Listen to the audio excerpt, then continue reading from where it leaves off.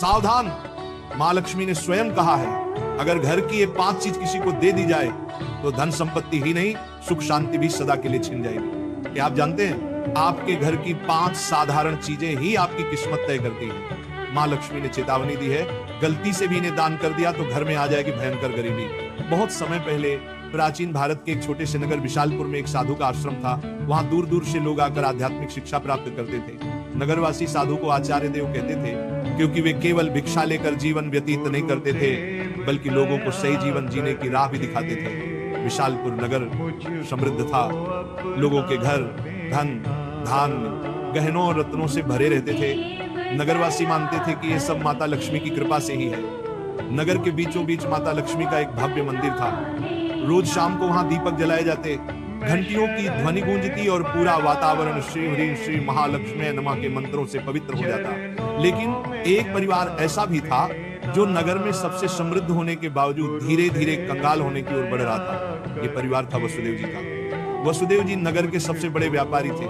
उनके पास सोने चांदी के ढेर थे, नौकर चाकर थे और अनाज के कोठार भरे रहते थे। फिर भी कुछ वर्षों के भीतर उनका घर वीरान होने लगा। धन की जगह कर्ज बढ़ने लगा, नौकर छोड़कर जाने लगे और घर में अशांति फैल गई। लोग हैरान थे कि ऐसा क्यों हो रहा है, आखिर माता लक्ष्मी की कृपा एक समृद्ध घर से क्यों उठ गई। वसुदेव जी भी परेशान थे। एक रात में चिंतित होकर सो रहे थे, तभी उन्हें एक स्वप्न आया। स्वप्न में माता लक्ष्मी प्रकट हुई। उनके मुखमंडल से दिव्य आभा निकल रही थी। 4 हाथों में कमल, शंख, गदा और सोने के सिक्कों की वर्षा करने वाला पात्र था। उनकी मुस्कान शांति और कृपा से भरी थी, लेकिन आंखों में एक कठोर सत्य छिपा था।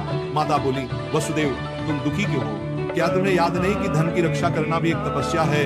तुमने अपने घर की 5 पवित्र वस्तुएं बार बार दूसरों को देकर मेरे निवास को अशुद्ध कर दिया, इसलिए मैं तुम्हारे घर से विदा हो गई।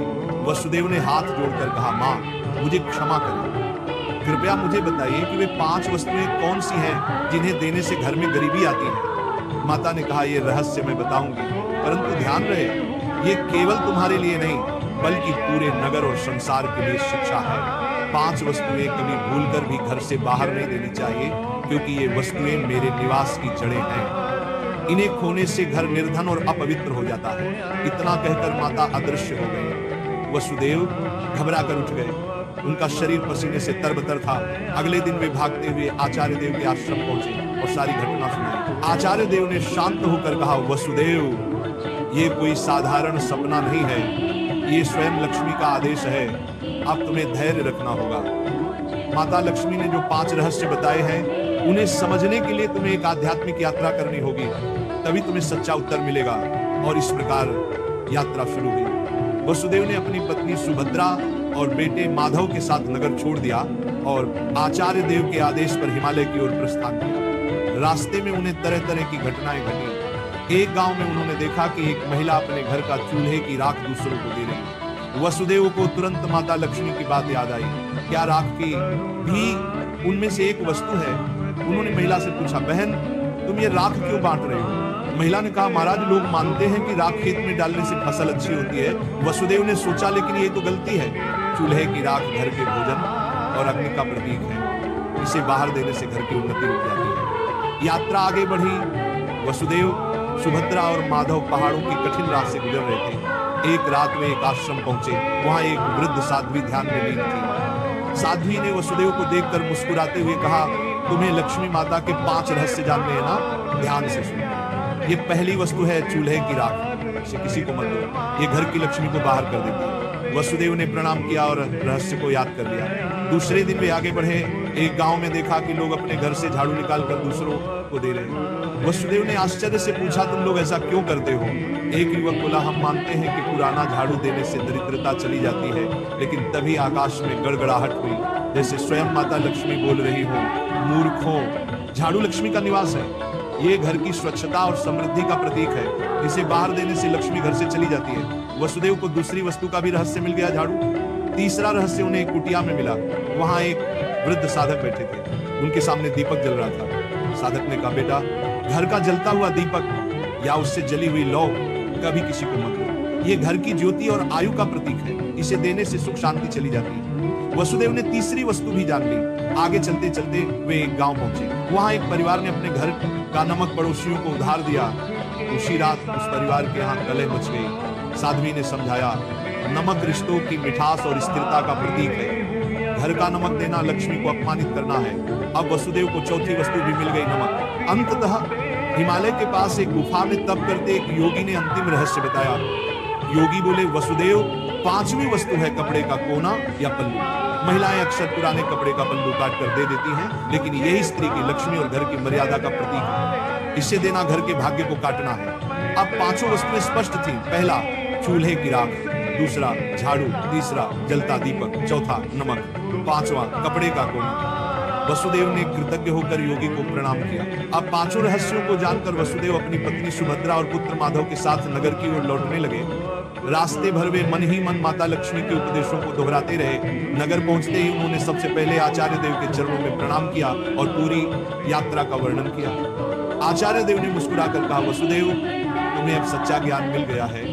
इन रहस्यों को केवल अपने तक सीमित मत रखना, बल्कि नगरवासियों को भी बताओ, ताकि वे भी लक्ष्मी के अपमान से बच सकें। आचार्य देव की आज्ञा पाकर वसुदेव ने नगर के बीचों बीच सभा बुलाई। सभा में नगर के लोग बड़ी संख्या में उपस्थित हुए। वसुदेव ने हाथ जोड़कर कहा, बंधुओं, मैं स्वयं अपनी गलतियों के कारण निर्धनता और कष्ट का भागी बना। माता लक्ष्मी ने मुझे स्वप्न में दर्शन दिए और बताया कि 5 वस्तुएं कभी घर से बाहर नहीं देनी चाहिए। इतना कहकर उन्होंने क्रम से सब समझाया।